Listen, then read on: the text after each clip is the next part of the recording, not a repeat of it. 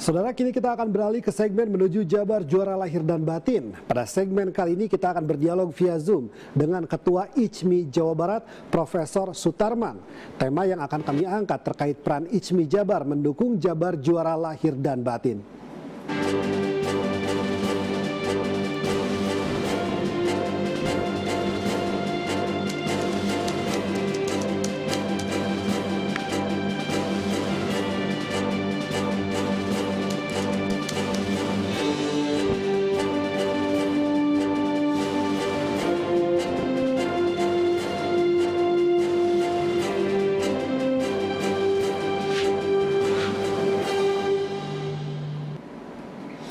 Assalamualaikum warahmatullahi wabarakatuh, Pak Sutarman. Waalaikumsalam warahmatullahi wabarakatuh.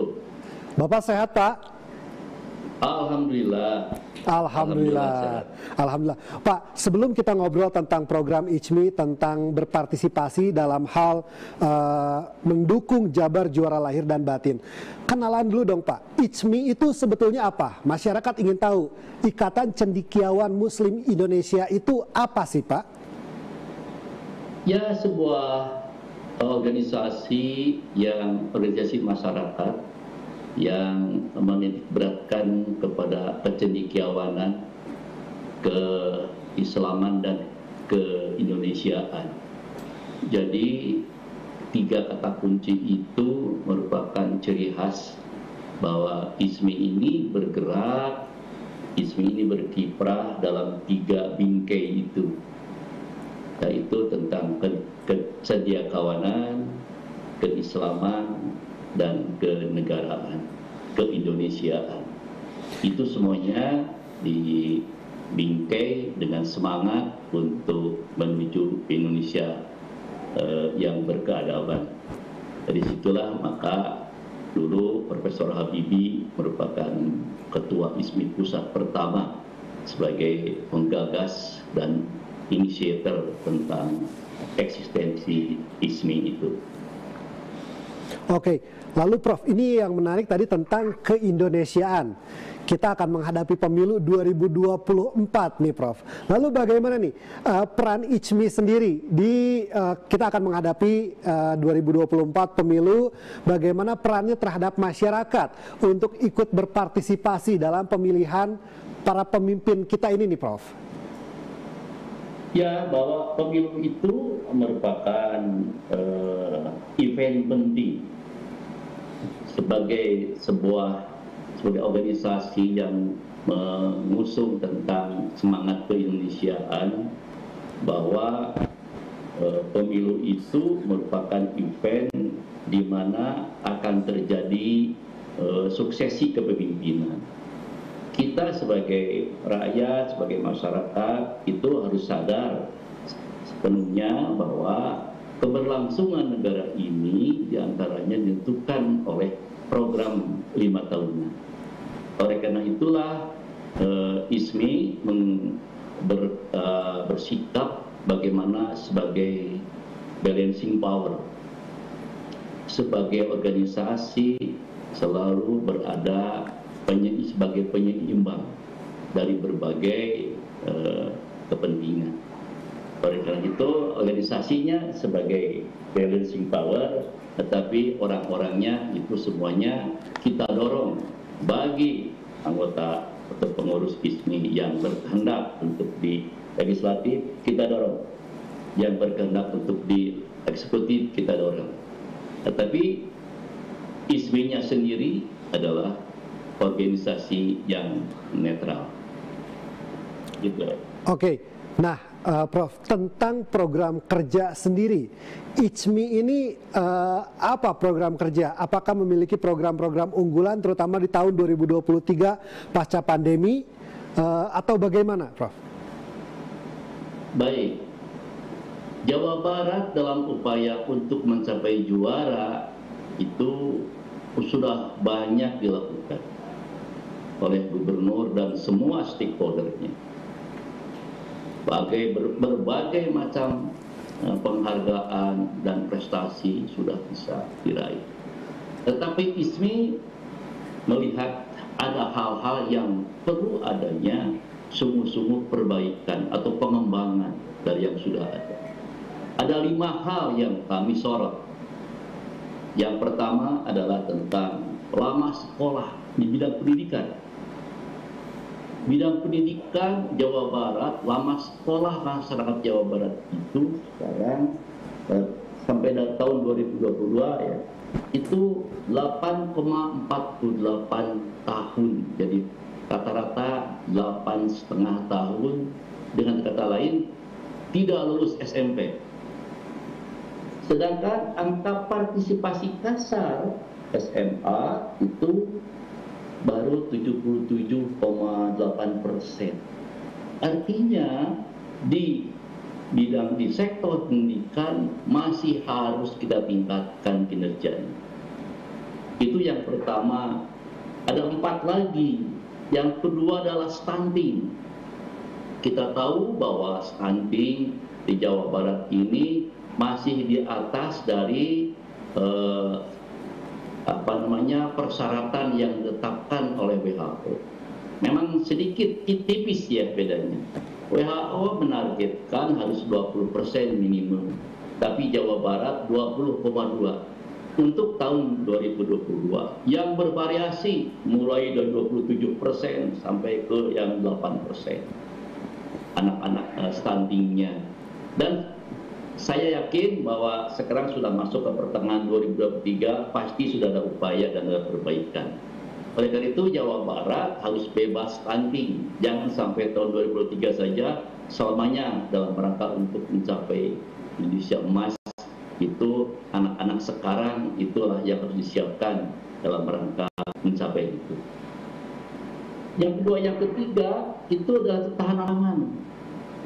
Ketahanan pangan ini kalau kita lihat dari pemeringkatan ketahanan pangan ini, kita ranking 12 dari 34 provinsi yang ada di Indonesia. Masih 34 ya tahun 2022, sekarang ada penambahan. Artinya bahwa kinerja ketahanan pangan yang merupakan kebutuhan dasar dari masyarakat Jawa Barat ini kita harus bisa tingkatkan. Jangan sampai hanya 12, minimal itu sampai ke 5 besar ya. Jadi kita kalah sama Jawa Timur, Jawa Tengah, apalagi Bali sebagai ranking pertama. Selanjutnya ini tentang lingkungan hidup. Lingkungan hidup ini kalau kami datang ke daerah-daerah itu selalu bermasalah dengan sampah.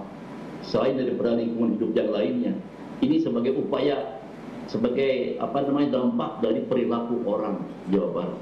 Sampah ini hampir 0,5 kilogram per orang per tahun produksinya.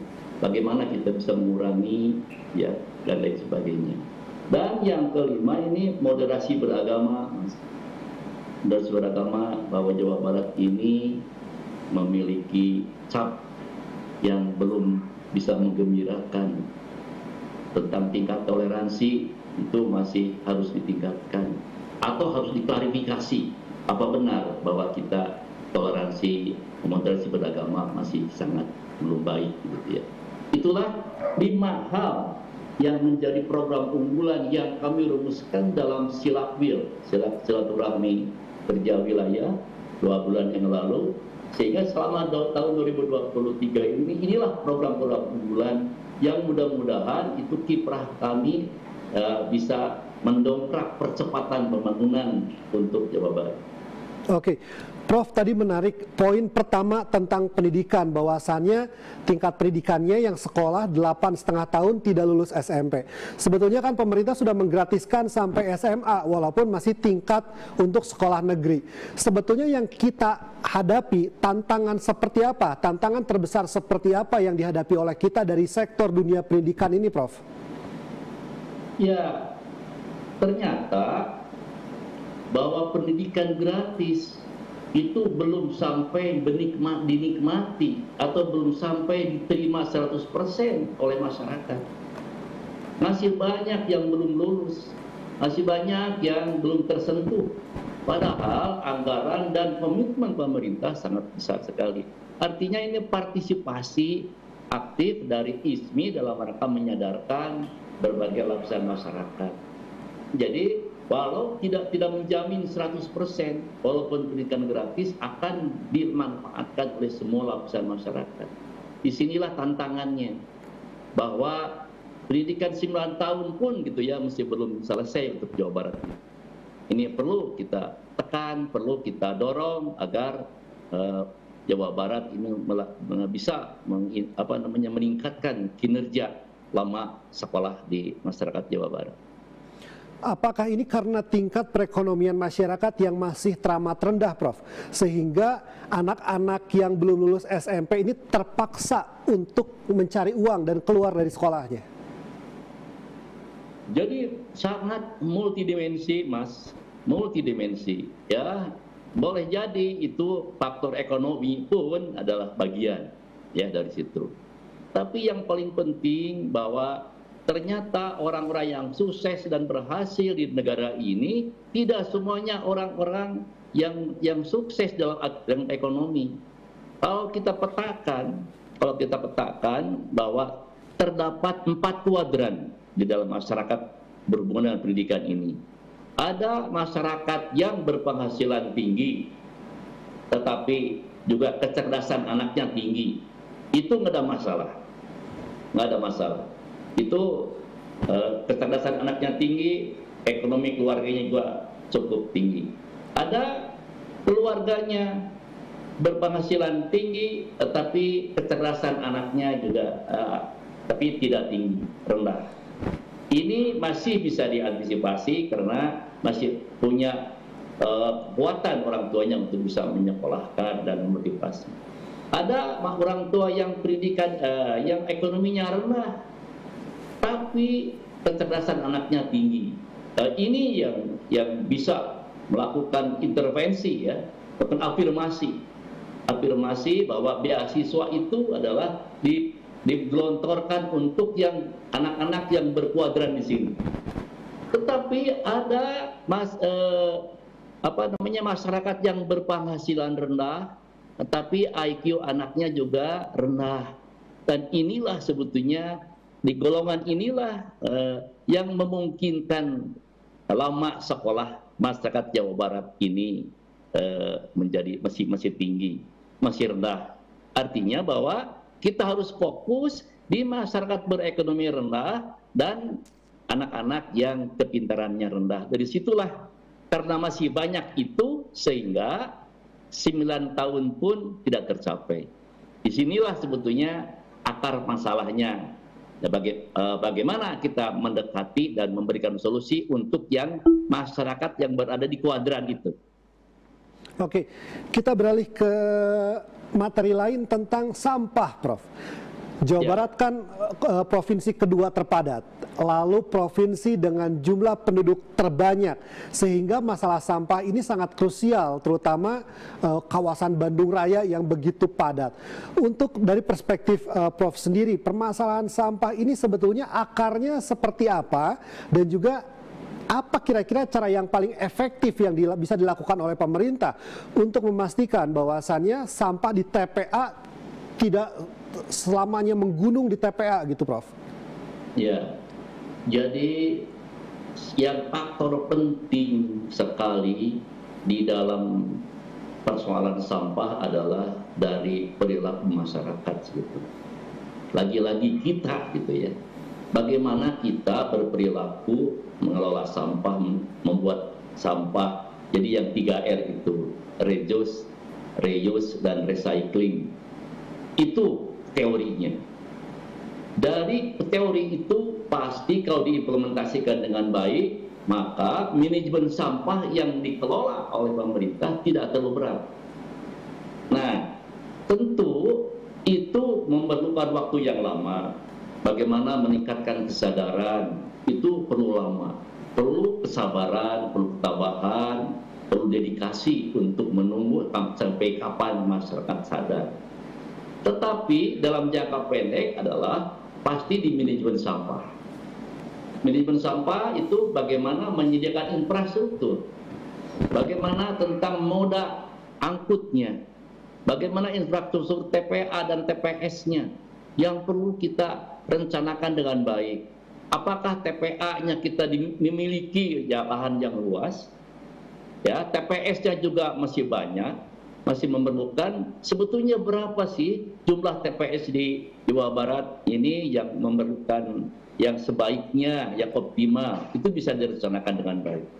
Nah, untuk itu sebetulnya selain daripada bagaimana menyadarkan masyarakat, tetapi yang tidak kalah pentingnya adalah bagaimana memanage tentang itu.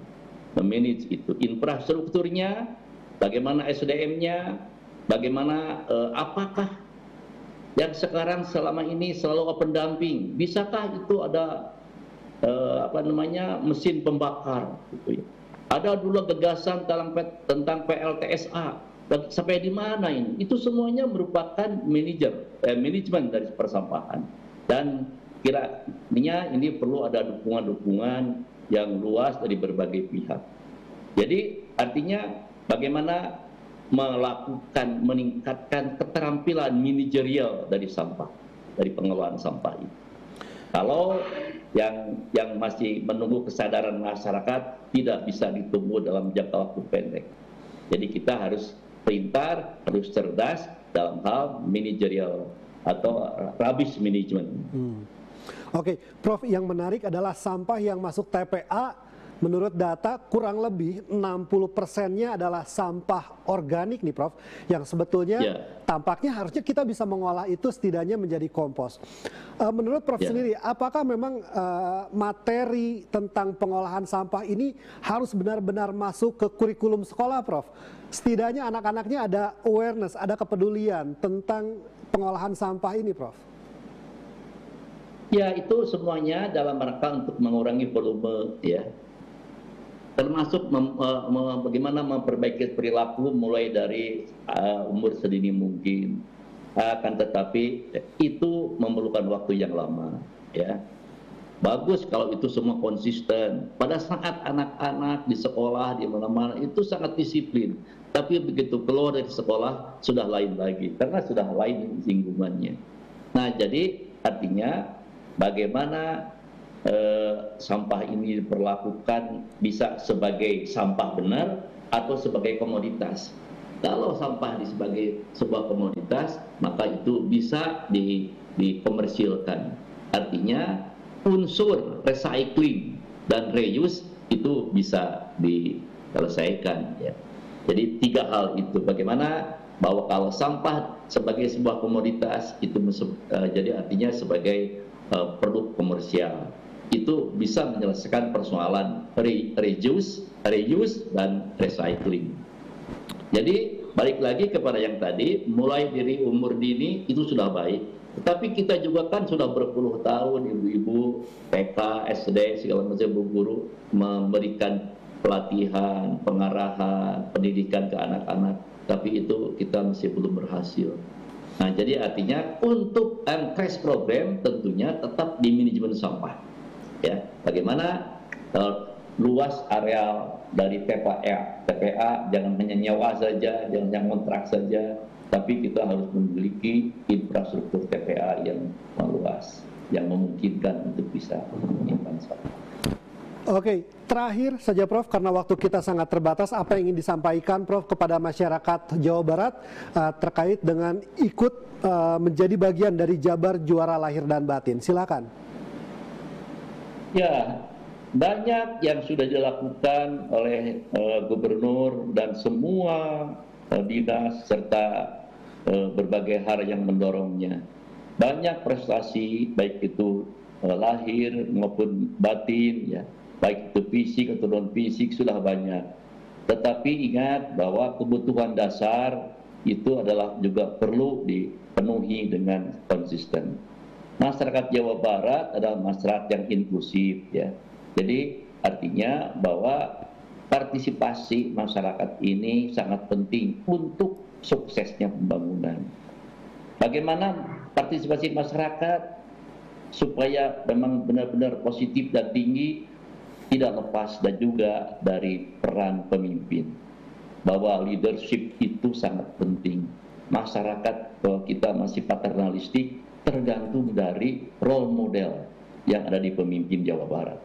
Maka dari itu, selain berpesan kepada masyarakat Jawa Barat agar meningkatkan partisipasi aktif terhadap pembangunan Jawa Barat dalam rangka untuk mencapai juara, tentunya juga memiliki harus adanya kepemimpinan yang leadership yang atraktif ya untuk pemimpin Jawa Barat. Apalagi kita akan menghadapi pemilu, pandai-pandailah memilih dan memilah calon pemimpin kita kelak. Baik, terima kasih Prof. Sutarman atas waktunya, atas sharingnya. Sehat-sehat terus, Prof. Wassalamualaikum Terima kasih warahmatullahi kembali, wabarakatuh. sama-sama, semoga kita sehat semua. Amin. Assalamualaikum warahmatullahi wabarakatuh. Waalaikumsalam Selamat sore. warahmatullahi wabarakatuh.